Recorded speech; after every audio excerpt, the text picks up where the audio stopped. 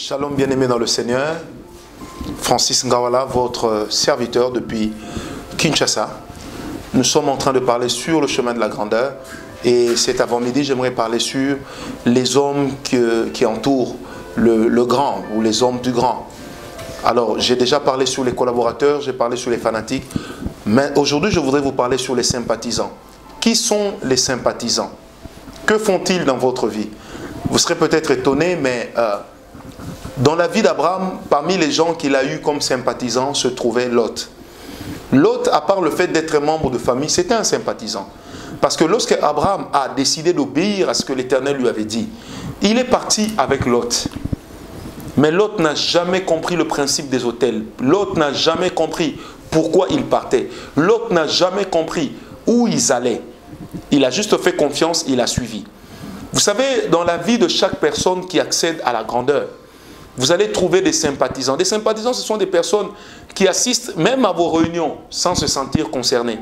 Ce sont des personnes qui ont toujours un jugement neutre. Bien-aimés, est-ce que vous savez que la neutralité dans une organisation, c'est une forme de lâcheté? Parce qu'une personne qui est neutre est une personne qui est lâche. Une personne qui veut manger à toutes les tables est en réalité une personne qui a un caractère de chien. Excusez-moi vraiment de le dire. Bien-aimés, la Bible dit ceci dans Apocalypse. Puisque tu n'es ni chaud ni froid, je te vomirai. Mais la Bible ne dit pas qu'est-ce que Dieu voulait que l'homme soit. Était-ce chaud? Était-ce froid? La neutralité même d'un État, lorsque il vient un conflit, c'est un problème. Est-ce que quelqu'un m'a compris? Bien-aimé, oh, je bénis Dieu parce que mon pays n'est pas un pays neutre dans le concert des nations. Mon pays sait prendre position. Si en 1974, on avait pris position contre Israël, aujourd'hui, la RDC a pris position pour Israël. Et j'acclame le Seigneur pour cela.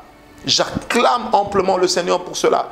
Parce que nous devons savoir prendre une décision, prendre une position. Il n'y a pas de leadership en étant sympathisant. Amen. Alors les sympathisants, ce sont des personnes, pour nous dans l'église, ce sont des personnes qui aiment l'église, mais qui n'aiment jamais s'engager à l'église. Parce qu'ils développent toujours des excuses.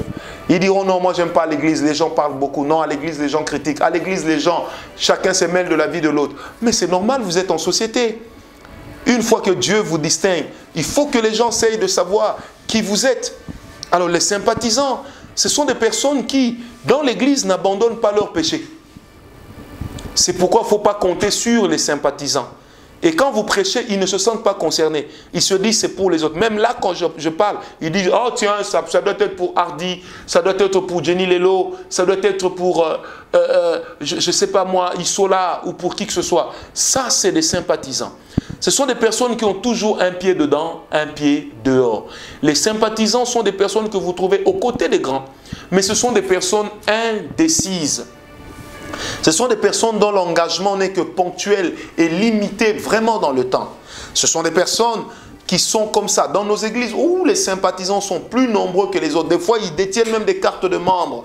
Mais quand l'église a des challenges, ils ne vont jamais intervenir. Ils ne vont jamais mettre la main dans la poche. Bien-aimés, les sympathisants ressentent de l'amour pour vous. Ils éprouvent de l'affection vis-à-vis du leader. Ils éprouvent de l'affection vis-à-vis de la personne qui est la plus élevée, vis-à-vis de la personne qui a atteint la grandeur.